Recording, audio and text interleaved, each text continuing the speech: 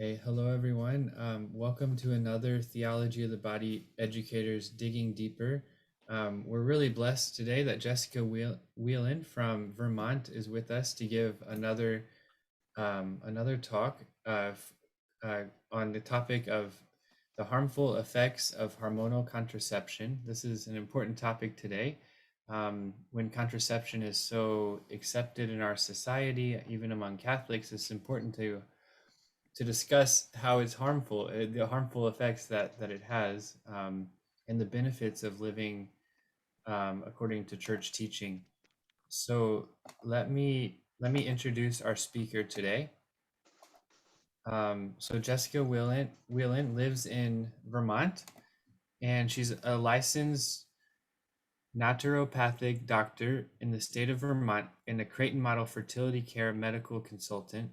She recently started a private practice in St. Albans, Vermont, where she is passionate about empowering women and couples to understand the fertility process, providing healthcare that works cooperatively with the body, and sharing the good news of God's design for human sexuality. She graduated with a doctorate in naturopathic medicine from National University of Natural Medicine in Portland, Oregon in 2019. After graduation, she completed an accredited one-year residency position in St. Albans, Vermont. She obtained additional certification in the Creighton Model fertility care system through the St. Paul VI Institute in Omaha, Nebraska. She is a current member of the Vermont chapter of the Catholic Medical Association and is a board member for Birthright, a nonprofit charitable organization for women in need of support with an unplanned pregnancy. So Jessica, thank you very much for being with us. Thank you for speaking on this topic today. I guess we'll open in a prayer and then I'll give the floor to you. So in the name of the Father, the Son, and the Holy Spirit, amen. Hail Mary, full of grace, the Lord is with thee. Blessed art thou among women, and blessed is the fruit of thy womb, Jesus. Holy Mary, Mother of God, pray for us sinners, now and at the hour of our death. Amen. Amen. In the name of the Father, the Son, and the Holy Spirit. Amen. Welcome, Jessica. Thank you so much, Nick, for having me. All right. Can you see this slideshow? Yes. Perfect. Okay. So like Nick said, I'm Jessica Whelan. I'm a naturopathic doctor trained in the Creighton Model fertility care system. My practice focuses on empowering women with authentic body literacy, holistic sexual wellness, and natural procreation. Here's a little bit more about what I focus on. So really, it's about empowering both men and women to understand, reverence, and live in harmony with shared fertility so that they can enjoy more holistic sexual well-being. So again, our sexuality is multidimensional, so spiritual, physical, intellectual, creative, communicative, and emotional. And yeah, procreation impacts every single aspect of all of our lives. I also help women achieve optimal hormonal, menstrual, reproductive, and sexual health. Our world has separated our fertility from women's health, but really they're the same thing. If we don't have our fertility, then we're not really healthy. So it is a vital sign. And our hormones, our periods, our reproductive capability, procreative capability, and the multidimensional aspects of our sexuality, again, emotionally and psychologically and spiritually, they all have to work together. So I kind of put it like a holistic, we work for the whole person. So I did my training. This is just like a little recap from part one. The St. Paul VI Institute is an international institute, world's premier institute for pro-woman healthcare. And you can go on to Fertility Care Centers of America to find doctors and practitioners in the United States there is also a Fertility Care Centers International, and Australia has their own. Okay, so like I said, part one we did back in January. I gave a recap of how this type of women's healthcare is its own specialty now, and how it was the work of one man, an obstetrician gynecologist, Dr. Thomas Hilgers, that really took the call to action of Humanae Vitae to heart in 1968, and has been devoting his entire life to the study of our procreative ability, so women can get real solutions.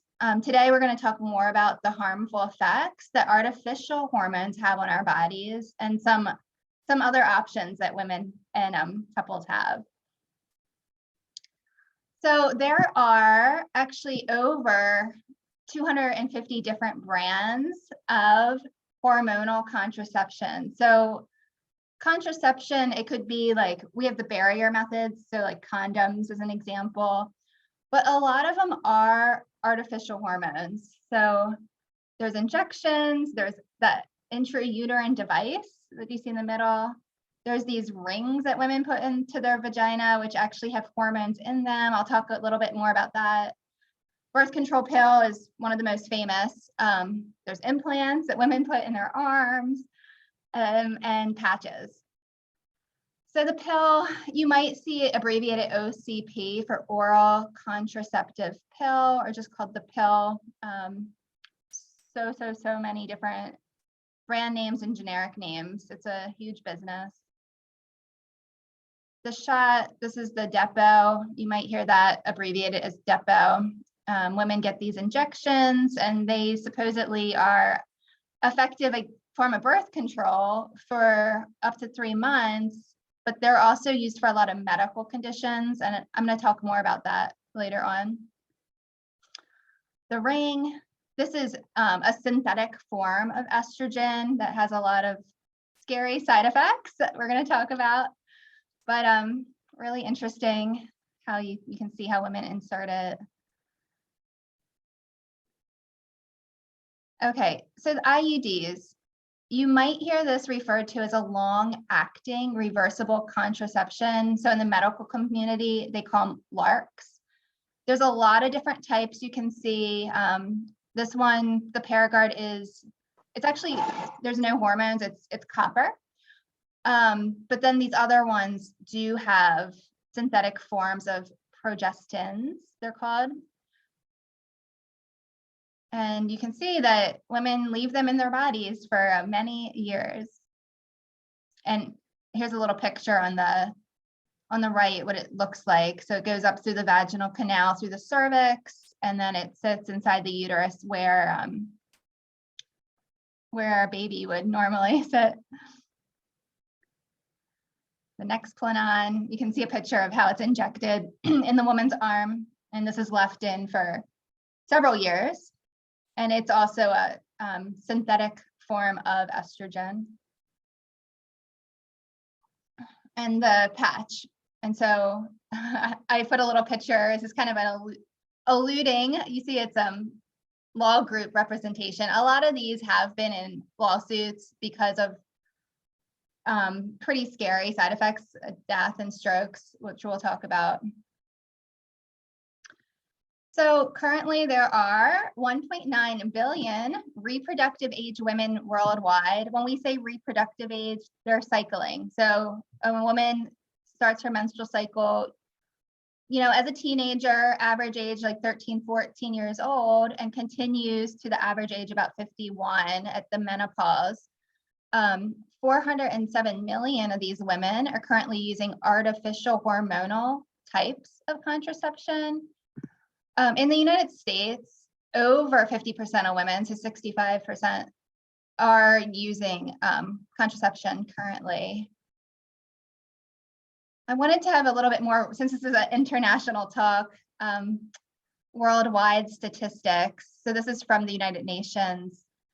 And if we draw our eyes to the bottom, so you see like the orange at the bottom, you see IUD, like the in the southeast corner of the circle. So that's hormonal. The implant at the bottom. The green area, you see like injections, and then the pill is that light green. I thought it was interesting how female sterilization is actually a pretty big point. We're not going to talk about that, but it was interesting to see. And this graph, it's just showing the prevalence of different types of contraception in different parts of the world. And so again, the part that we're looking at today is the part that's shaded in orange, and then the dark green and the light green. So those are the types of artificial hormones that are used as contraception. So IUDs, injections, implants, the pill. I know it's a lot of information to take in, but you can look this up too on the United Nations website. So interestingly, a decent amount of women actually are using artificial hormones solely for medical purposes, so non-contraceptive. This is an off-label use. They are currently, well, except for the IUD, the pill is only approved as birth control and to treat acne, interestingly, but it's used for a lot of different health conditions. 58% of women use, at least in part, birth control for reasons other than preventing birth, preventing pregnancy. Over 700,000 women who have never even been genitally active are on the pill for medical reasons. And a lot of teenagers are more likely to use these types of artificial hormones for non-contraceptive purposes. And I find this in my own work that a lot of teens that are genitally active, interestingly, they're using other techniques like withdrawal or condoms, but the ones that tend to have medical conditions are taking these artificial hormones. So here are some of the common medical reasons you might see a woman taking an artificial hormonal form of birth control. So women with irregular cycles, one common example is this condition called PCOS, which stands for polycystic ovarian syndrome. Women who have pain with their menses, endometriosis is a very common and under-evaluated and undertreated medical condition that can cause very painful periods. Women with heavy menstrual bleeding or like abnormal bleeding patterns, and then premenstrual syndrome and acne. So those are common medical reasons that a woman would be put on artificial hormone.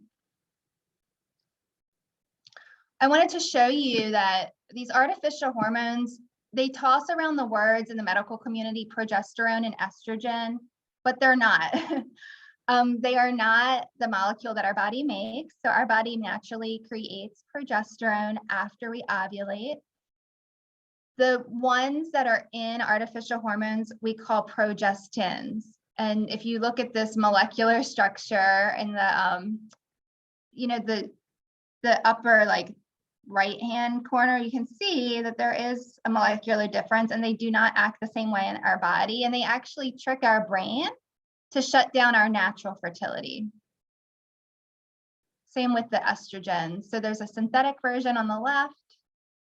The natural version that our body makes is on the right. When we are exposed to the synthetic version, again, it shuts down our natural production.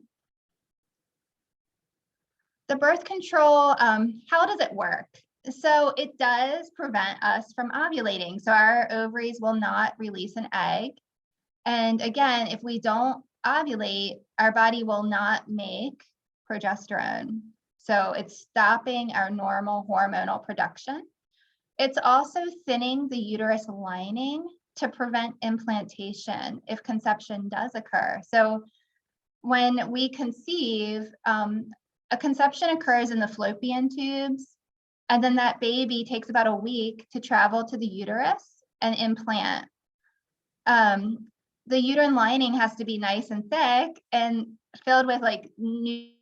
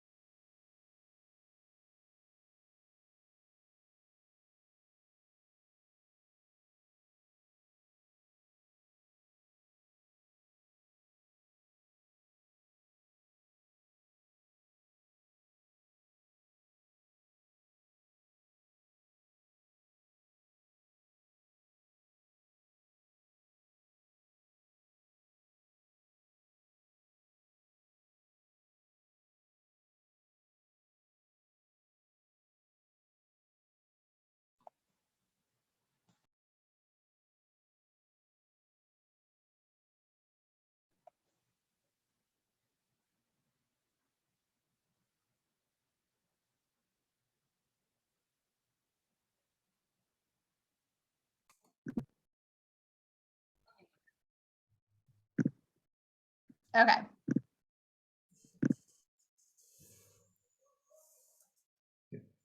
Alrighty, so I'll pick up. I think where we cut off was I was talking about how the newer pills aren't as strong as in the past. The hormonal levels of the artificial hormones are not as strong. So women do have a little bit less side effects and less death due to being on the pill. However, there are more like ovulations that happen. So when the pill's not as effective for controlling birth control, that leads to more abortions. Abortions seen as, the backup. The IUD has a little bit different. It thickens our cervical mucus to prevent sperm entry.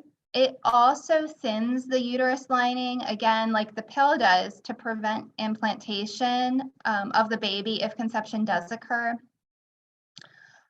After women keep the IUDs in for many years, typically after the first year, their body does stop ovulating as well, because of, even though it's local hormones, it's still enough to get into the bloodstream systemically and shut down our natural fertility. So it's important to know that artificial hormones, so being on the pill, does not regulate your cycle.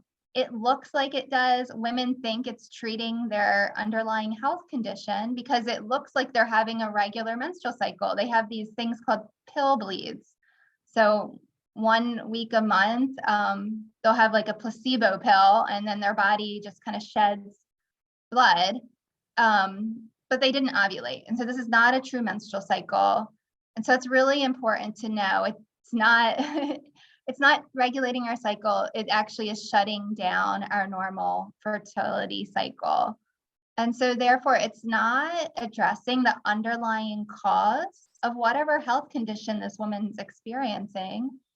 And in fact, it's causing a lot of other harmful effects in the meantime.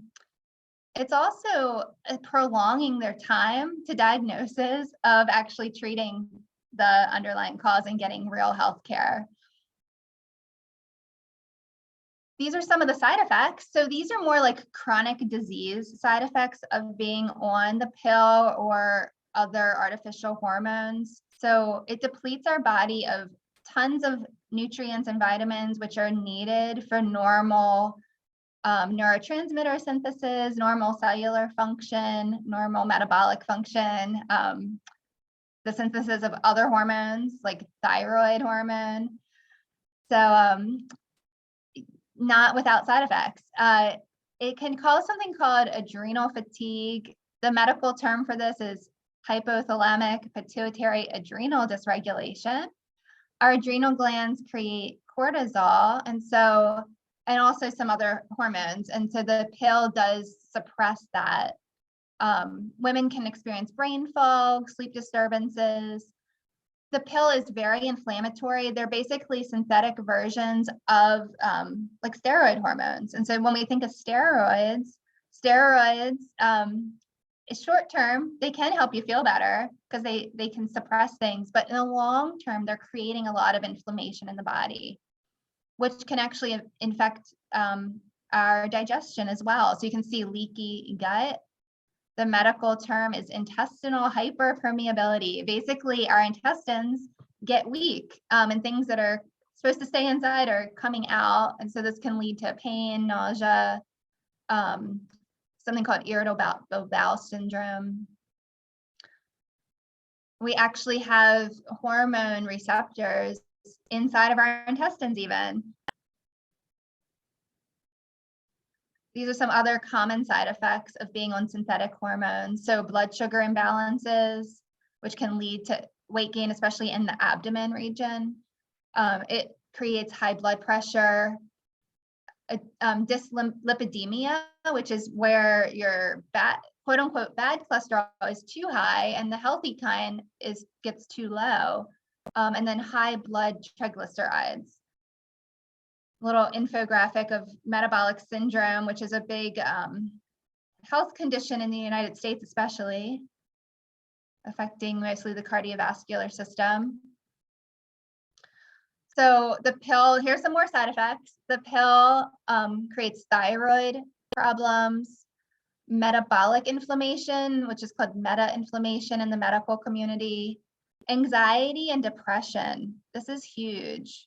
I know some psychiatrists, their first question when they're working with a reproductive age woman who presents with anxiety and depression is, are you on the pill? Because it's actually very well studied and accepted now that it does create anxiety and depression. And so originally women were kind of brushed off and said it was all in their head, but this is studied now. It does affect our hormones, affect our neurotransmitters.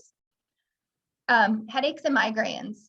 It's actually contraindicated for women who have migraines to even start on artificial hormones because it can make them worse and increase their risk of stroke. Interestingly, being on artificial hormones decreases libido and shrinks the clitoris, which is a sensory organ in the woman that helps with sexual pleasure. And it reduces our cervical mucus even after discontinuation. So cervical mucus, I talk a lot about that in the work I do with the Creighton model. It is fundamental to being able to conceive. It's just as important as the egg and the sperm. Without cervical mucus, none of us would be here.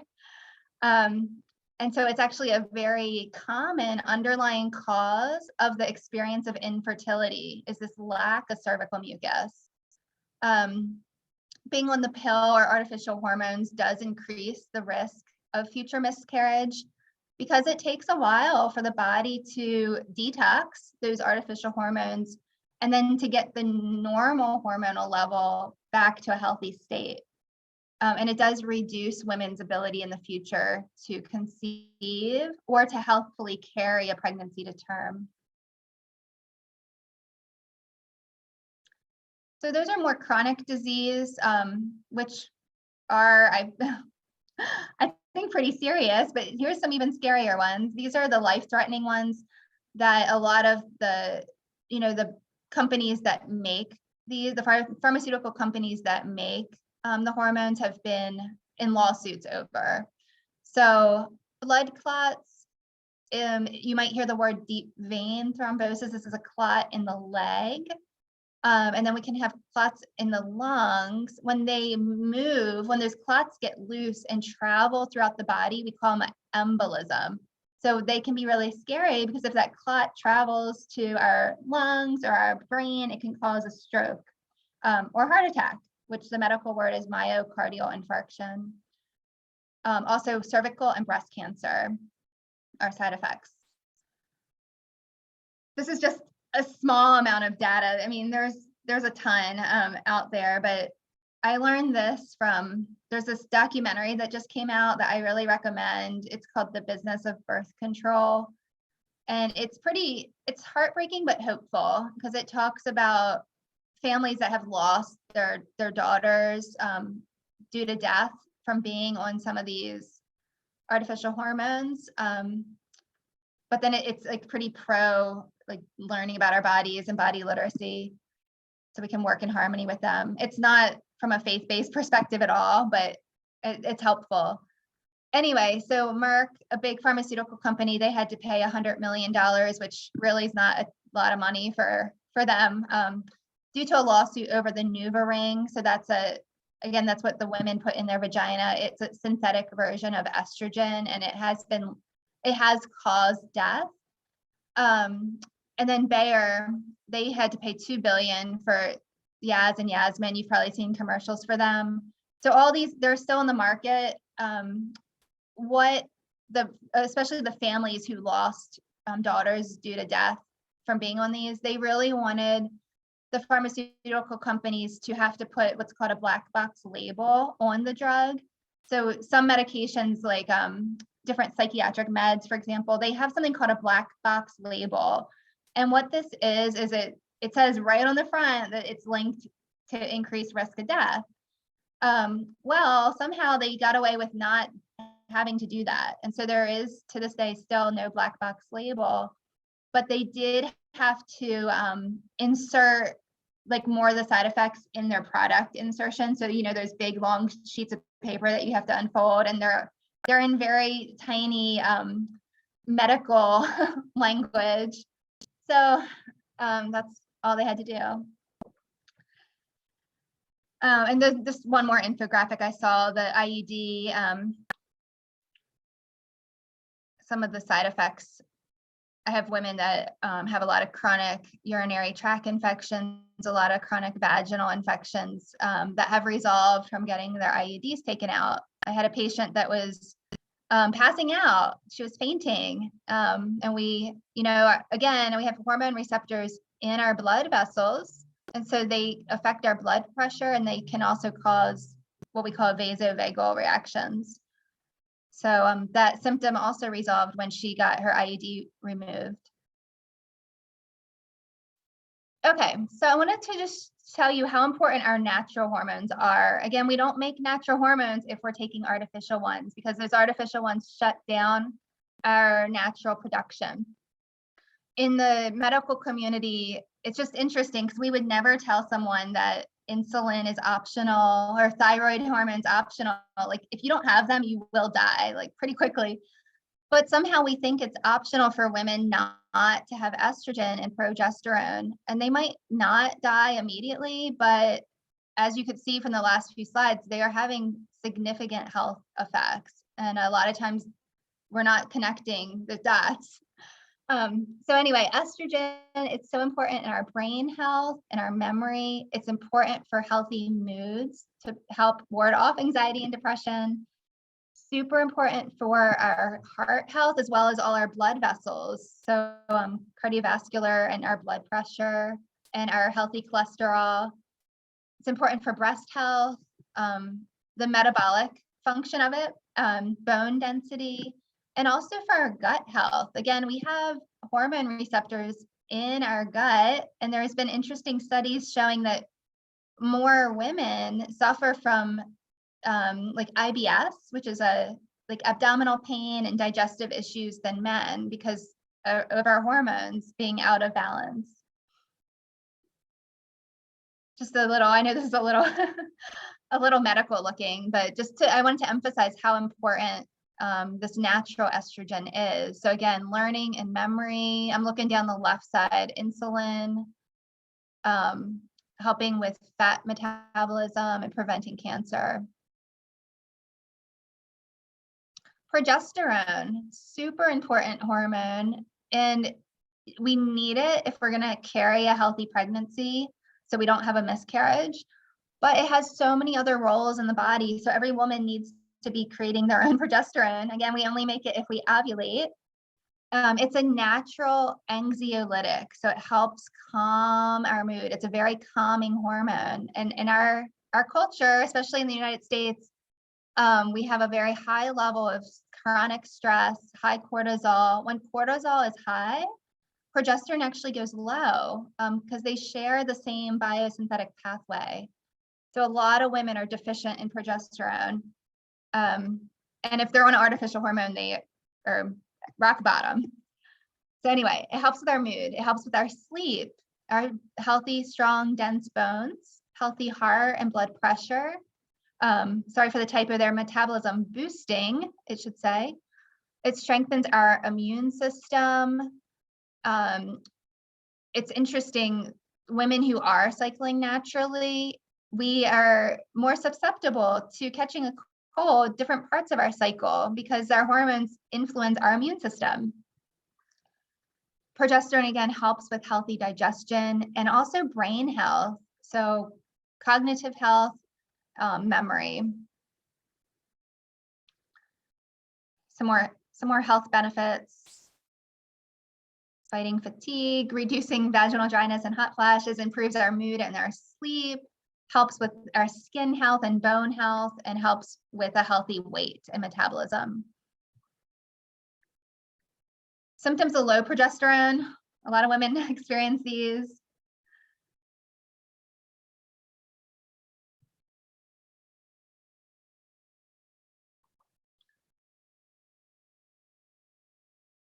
So again, we need to be ovulating to produce progesterone. I wanted to show you I know this isn't this is not medical school, but just to get an idea, like when women are presenting with these health concerns, if we just give them an artificial hormone, we're not even like attempting to find the underlying cause. And there's so many different things it could be. And some can be, I mean, they're all like, I think very significant. Some are more dangerous than others.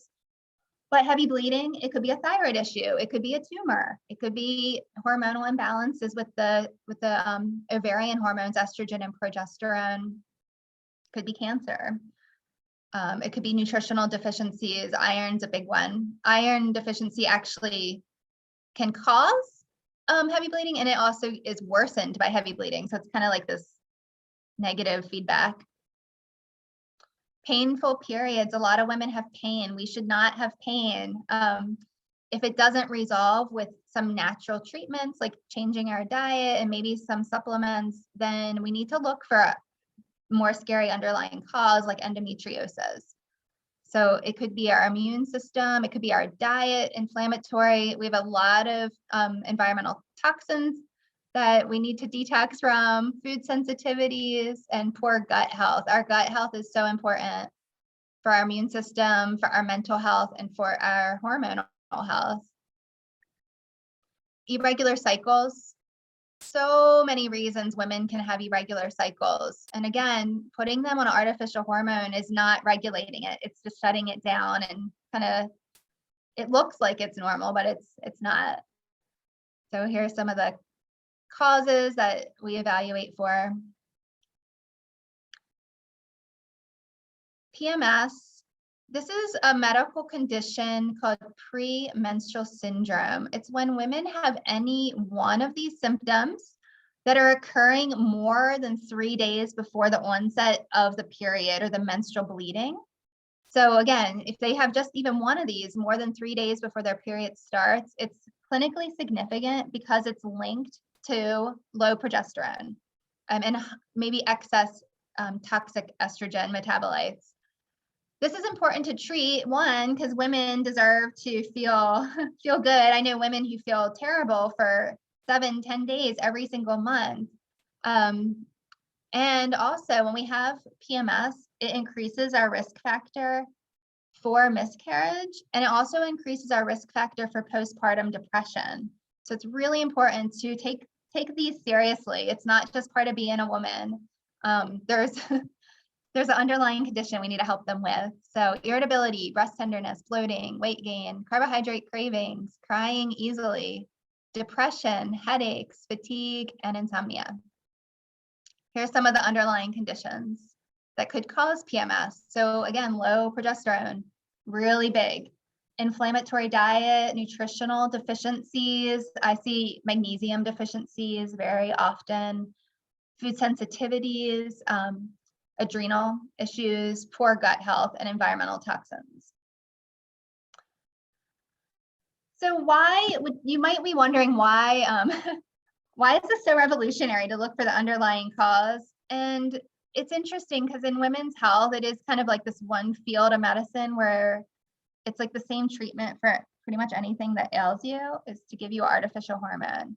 It's a big business. So we had, again, from about the sexual revolution onward, this widespread use of oral contraceptions and the introduction of artificial reproductive technologies like IVF. And so when we have those, there's not really an incentive to study the underlying condition. It just kind of bypasses that need. So there we have it. Most research has focused on the menstrual bleeding. It's what we can see. It seems really significant, and it is, but there's so much that happens the rest of our cycle, so much that's generally been ignored. And again, this is what Dr. Thomas Hilgers with the Creighton model fertility care has devoted his life to studying the procreative system and knowledge of fertility. So again, when we take contraception, hormonal contraception, it's suppressing or destroying our natural fertility. This was a little recap from part 1. Dr. Hilgers presenting his work to John Paul II.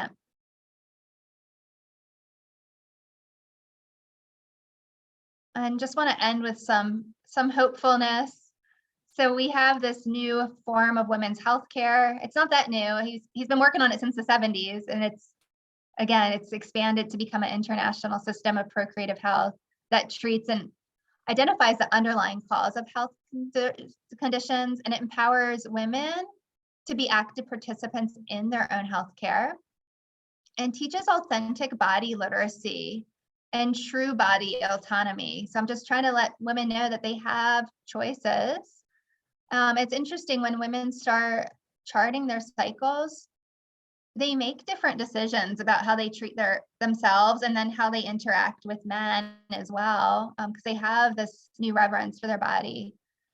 So again, it works cooperatively with our body and fosters healthy male and female interactions. I always say, women, we've been kept in the dark about how our bodies work, but men have been kept in the dark too, and they're hungry. A lot of them are hungry to know. We get to be grown people and we don't even know how procreation works. And so we really deserve to know that. Because again, our fertility and our health are one and the same. And this is another little picture of the Fertility Care Centers of America. Some resources I recommend. So the one on the far left, this is another naturopathic doctor. It's a really good book, helping women detox their bodies from the pill, but also like to just have overall health and understand their bodies. The middle one is by a PhD. It focuses more on like the mental health aspects of when you're on an artificial hormone. And then the far right, I recommend this documentary. You can stream it. I think it's like $10 or $15, but it has some good information as well. And that is all I have. I thank you all for your time and sharing this good news with the world and just creating awareness. I'm gonna go back to the beginning. So you can see my name. Okay. Thank you so much, Jessica. This is very enlightening, very helpful. I hope all who will watch the video later will appreciate it as well. Maybe we can have some time for questions, if that's okay, at the end here. So if anyone has any question, I know one thing that seems to stick out for me is that taking a pill or inserting one of these other ways of using contraception is deliberately destroying or getting rid of the natural procreative potential, the natural cycle that a woman has naturally, right? How her body works by nature. But then like you showed the statistics of so many women who are on contraception because they were prescribed it from their doctor for these other reasons. So like, what do we do in this situation? Because like, obviously they have some sort of condition that they need help with, whether it's bleeding or pain or something. But is there any other solution than cutting out their natural cycle? Like, is there any other medication that doctors could be prescribing for these issues? Have you heard of anything like Yeah. that? Well, Yeah. Okay. That's a great question, because that really is what the Creighton model fertility care system emphasizes. And so I combine it with, I'm a naturopathic doctor. I use a lot of like nutrition and supplements to help women, but I combine